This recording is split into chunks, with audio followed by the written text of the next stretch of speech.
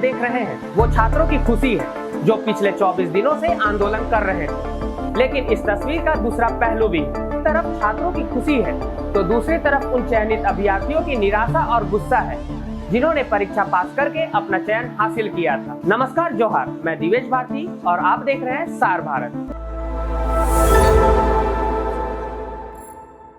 आज झारखंड सरकार ने बड़ा फैसला लिया है। जेएसएससी सीजीएल भर्ती परीक्षाओं में गड़बड़ी के खिलाफ 24 दिनों से चल रहे आंदोलन के आगे झारखंड सरकार झुक गई है। सीएम हेमंत सोरेन ने छात्रों की प्रमुख मांगे मान ली। जेएसएससी सीजीएल परीक्षा रद्द कर दी गई है। साथ ही 2014 से टीडीपीएल के जरिए कराई गई परीक्षाओं को भी रद्द करने का फैसला लिया गया है। आज इस विषय को पटाक्षेप करने के लिए हम लोगों ने कैबिनेट की विशेष बैठक की। इस बैठक में उन सभी चीजों का समाधान निकालते हुए हम लोगों ने निर्णय लिया है कि टीडीपीएल द्वारा किए गए परीक्षाएं, टीडीपीएल के द्वारा प्रकाशित रिजल्ट और टीडीपीएल द्वारा जो भी अभ्यर्थी चुने गए हैं या शामिल हुए या टीडीपीएल के जितनी भी गतिविधियां यहाँ हुई हैं उन सभी को कैंसिल किया जाता है, रद्द किया जाता है। और नौजवानों में सबसे बड़ा जो मुझे लगता है कि मुख्य मांग उनका सबसे प्रमुख मुख्य मांग रहा है जेपीएससी सीजीएल के संदर्भ में, क्योंकि हमने उसमें भी एक हमारे मंत्रीगणों ने आश्वस्त किया था इस विषय की जांच चल रही है। इसके लिए हम लोग रिटायर्ड जज की अध्यक्षता में संपूर्ण जांच कराएंगे, क्योंकि कभी कभी ऐसा लगता है कि हम ही सही हैं, कभी कभी ऐसा लगता है कि छात्र भी सही हैं। इन दोनों के बीच में फर्क करना थोड़ा कठिन हो जाता है और इस विषय को लेकर हमने जो एसआईटी की टीम जांच कर रही है और सीआईडी की जो टीम जांच कर रही है, इन दोनों के जांच के दौरान बहुत सारे ऐसे तथ्य आ रहे हैं जो चौंकाने वाले हैं। क्योंकि जांच का विषय है, बहुत खोल के बातें कहना संभव नहीं है। और कुछ लोग जो सीजीएल में नियुक्त हुए हैं वो लोग जेपीएससी के धांधली के आरोप में गिरफ्तार हो रहे हैं और कई कंपनियां जो यहाँ कार्यरत हैं अलग अलग समय में भी कार्यरत रहे हैं। इन सब का एक बहुत बड़ा नेटवर्क का घालमेल प्रतीत होता है। जांच के दायरे में तो हम पूरे 2014 से लेकर अब तक की हुई इसके परीक्षाओं की जांच में है। हमने विभाग को कहा है, सीआईडी को कहा है, अब जब इसका ऑपरेशन हुआ ही है तो पूरे तरीके से इसका ऑपरेशन होनी चाहिए।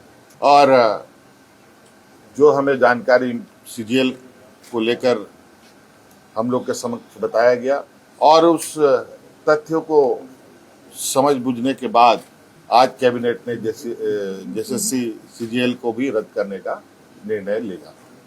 लेकिन सरकार के इस फैसले का असर सिर्फ आंदोलन कर रहे छात्रों पर नहीं पड़ेगा। मुख्यमंत्री हेमंत सोरेन ने कहा कि आज कैबिनेट की बैठक हुई जिसमें जेएसएससी सीजीएल परीक्षाओं को रद्द करने का निर्णय लिया गया है। इसके अलावा 2014 से हुई सभी छोटी बड़ी गड़बड़ियों की व्यापक जांच की जाएगी। मुख्यमंत्री ने कहा कि टीडीपीएल द्वारा कराई गई सभी परीक्षाएं रद्द होंगी। वहीं पूरे मामले की जांच रिटायर्ड जज की निगरानी में कराने की बात भी कही गई है। सरकार का कहना है कि वह छात्रों के मुद्दे को लेकर गंभीर और चिंतित है। इसके अलावा इसके लिए सीआईडी जांच और परीक्षा व्यवस्था में सुधार के लिए कमेटी बनाने की बात भी कही गई है। लेकिन अब सबसे बड़ा सवाल, क्या छात्रों ने जिस मांग को लेकर आंदोलन शुरू किया था वह पूरी हो गई है? रांची की सड़कों से शुरू हुआ यह आंदोलन सिर्फ एक परीक्षा को लेकर नहीं था। छात्रों का आरोप था कि भर्ती परीक्षाओं में लगातार अनियमितताएं सामने आई हैं। छात्रों की मांग थी परीक्षा व्यवस्था पारदर्शी हो, गड़बड़ी वाली परीक्षाओं को रद्द किया जाए, दोषियों पर कार्रवाई हो और सबसे बड़ी मांग, पूरे मामले की निष्पक्ष जांच सीबीआई से कराई जाए। आंदोलन के दौरान छात्र नेता देवेंद्र नाथ महतो ने लंबा अनशन किया। स्वास्थ्य बिगड़ने के बावजूद आंदोलन जारी रहा। छात्रों की ओर से लगातार सरकार पर दबाव बनाया गया। जब तक परीक्षा व्यवस्था से जुड़े सवालों का जवाब नहीं मिलता तब तक आंदोलन जारी रहेगा। 15 अगस्त को भी आंदोलन के दौरान देवेंद्र नाथ महतो को तिरंगा यात्रा में शामिल होने से पुलिस द्वारा रोके जाने का मामले सामने आया। इसके बाद विवाद और ज्यादा बढ़ गया। सरकार द्वारा जेएसएससी सीजीएल परीक्षा और टीडीपीएल द्वारा आयोजित सभी परीक्षाओं को रद्द करने की घोषणा के बाद छात्र नेता देवेंद्रनाथ महतो ने अपनी भूख हड़ताल खत्म कर दी। सदर अस्पताल में झारखंड की मंत्री दीपिका पांडे सिंह और इरफान अंसारी की मौजूदगी में उन्होंने भूख हड़ताल खत्म की। इसके बाद आंदोलन कर रहे छात्रों में खुशी देखने को मिली, लेकिन यहीं से कहानी का दूसरा पहलू सामने आता है। जिन छात्रों ने सालों मेहनत करके परीक्षा पास की, जिनका चयन हो चुका है, जिन्हें नौकरी मिल चुकी है, उनका क्या होगा? सरकार के फैसले का असर उन अभ्यर्थियों पर भी पड़ सकता है जिन्होंने पहले से चयन हासिल किया है। इसी वजह से परीक्षा रद्द करने के फैसले के बाद कुछ चयनित अभ्यर्थियों की ओर से विरोध, निराशा और गुस्सा भी सामने आया। उनका सवाल है कि अगर परीक्षा में गड़बड़ी हुई थी तो जिन अभ्यर्थियों ने मेहनत करके ईमानदारी से परीक्षा पास की, उनका क्या कसूर है?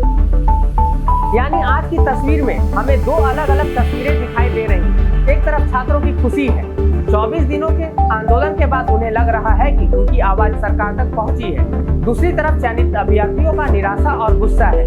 उनके सामने अपने भविष्य और नौकरी को लेकर सवाल खड़ा हो गया है। यानी सरकार के सामने अब दोहरी चुनौती है। एक तरफ वो छात्र हैं जो परीक्षा में कथित गड़बड़ी की निष्पक्ष जांच चाहते हैं, दूसरी तरफ वे अभ्यर्थी हैं जिन्होंने परीक्षा पास करके अपना चयन या नौकरी हासिल की। एक लड़ाई जीती गई है, लेकिन पूरी लड़ाई अभी बाकी है। आंदोलन की मूल मांगों में से सीबीआई जांच का सवाल अभी भी पूरी तरह खत्म नहीं हुआ है। एक तरफ मुख्यमंत्री कह रहे हैं 2014 से हुई गड़बड़ियों की जांच होगी, दूसरी तरफ छात्र कह रहे हैं जांच निष्पक्ष हो और सीबीआई से हो। अब नजर इस बात पर होगी कि सरकार की जांच कितनी पारदर्शी होती है। क्या छात्रों को उस जांच पर भरोसा होता है? झारखंड में यह आंदोलन सिर्फ एक परीक्षा रद्द करने की लड़ाई नहीं रहा। यह सवाल अब झारखंड की पूरी भर्ती परीक्षा व्यवस्था की विश्वसनीयता पर है। छात्रों की मेहनत, परिवार की उम्मीद और सरकारी नौकरी का सपना, इन सबके बीच अब सरकार की अगली परीक्षा शुरू हो चुकी है। क्या 2014 से अब तक की जांच सच सामने लाएगी? क्या दोबारा होने वाली परीक्षाओं पर छात्रों को भरोसा होगा? और सबसे बड़ा सवाल, क्या सरकार और छात्रों के बीच इस फैसले के बाद भरोसे की दूरी कम होगी? तो इस पूरे मामले में एक तरफ छात्रों की खुशी है और दूसरी तरफ चयनित अभ्यर्थियों का गुस्सा और निराशा। आपको क्या लगता है, सरकार का यह फैसला सही है या चयनित अभ्यर्थियों के साथ अन्याय? अपनी राय कमेंट करके जरूर बताइए।